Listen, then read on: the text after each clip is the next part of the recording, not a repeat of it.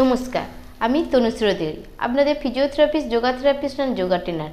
আমাদের YouTube channel yoga for health in বেঙ্গলিতে আপনাদের সবাইকে স্বাগত।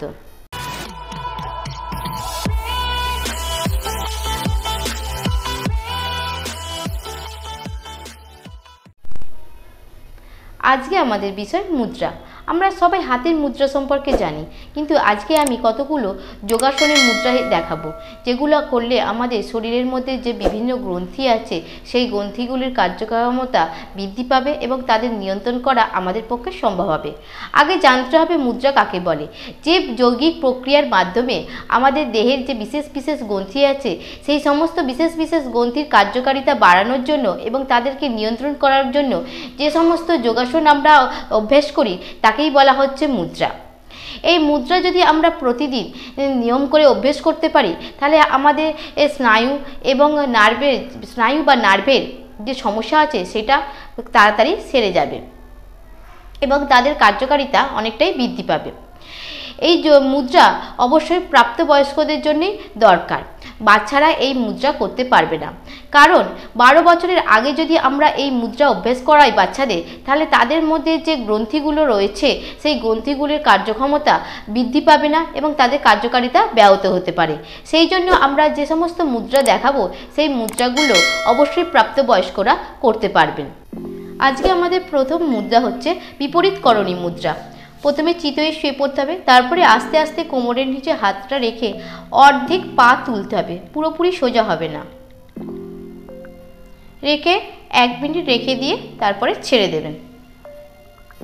আমাদের দ্বিতীয় মুদ্রা জলন্ধর বধ মুদ্রা। প্রথমে পদ্মাসনে বসতে হবে, তারপরে একেবারে নিঃশ্বাস বার করে দিয়ে আস্তে আস্তে নিঃশ্বাস ছাড়তে ছাড়তে নিচের দিকে চিবুকটা ঠেকাতে হবে বুকেতে, আবার আস্তে আস্তে নিঃশ্বাস নিতে নিতে মুখটাকে তুলতে হবে। এইভাবে 10 বার করবেন। আমাদের তৃতীয় মুদ্রা মহামুদ্রা। প্রথমে জানুশিরাসনের মতন বসতে হবে, অর্থাৎ একটা পা ভাঁজ করে জনির কাছে রাখতে হবে আর একটা পা সোজা করে রাখতে হবে। 2 হাত দিয়ে আঙুল দুটো ধরে বাড়ানো ধরে চিবুকটা ঠেকিয়ে রাখতে হবে, রেখে আস্তে আস্তে তুলে দিতে হবে। দিয়ে এই অবস্থায় রেখে মলদারটাকে টেনে তুলতে হবে আর আস্তে আস্তে শিথিল করে দিতে হবে।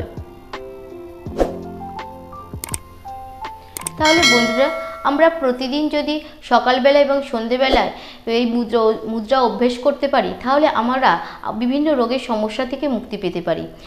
বিপরীত করণী মুদ্রা করার ফলে আমাদের মাথা ধরা, রক্তল্পতা, কোষ্ঠকাঠিন্য, পেটের সমস্যা যা রয়েছে তা দূর হয়ে যায়।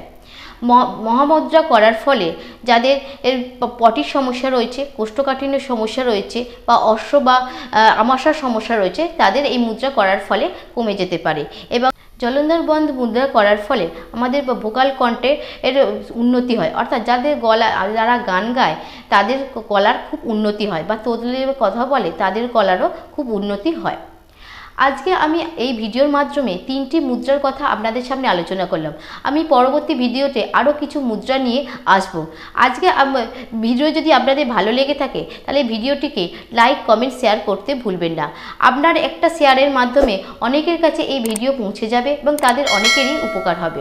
পরবর্তী ভিডিও পাওয়ার জন্য আমাদের চ্যানেলটিকে সাবস্ক্রাইব করে পাশের বেল আইকনটি প্রেস করে দেবেন। ধন্যবাদ।